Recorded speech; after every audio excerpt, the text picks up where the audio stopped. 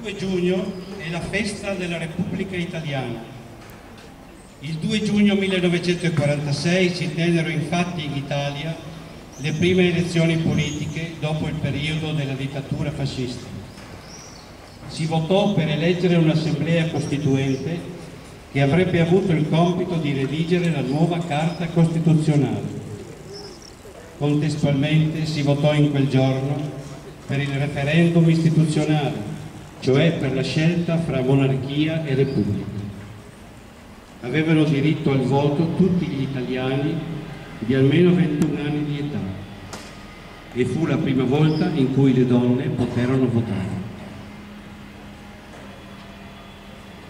A nome dell'amministrazione comunale porgo alle autorità, alle forze armate, alle rappresentanze delle associazioni e delle scuole del territorio comunale, a tutti i presenti, il benvenuto e il ringraziamento per aver voluto onorare con la loro presenza la celebrazione del 64° anniversario della Repubblica Italiana. Entra nel luogo della cerimonia il gonfalone della città di Portogruaro. Onori al gonfalone della città di Portogruaro.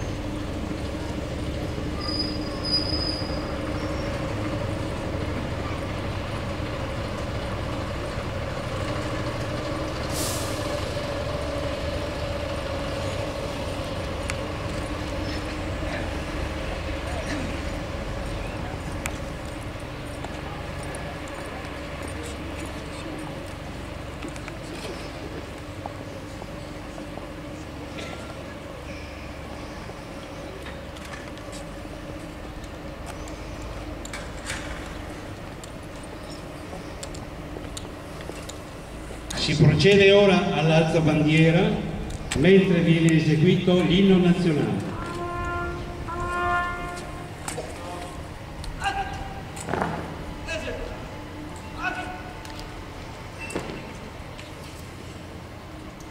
Alza bandiera!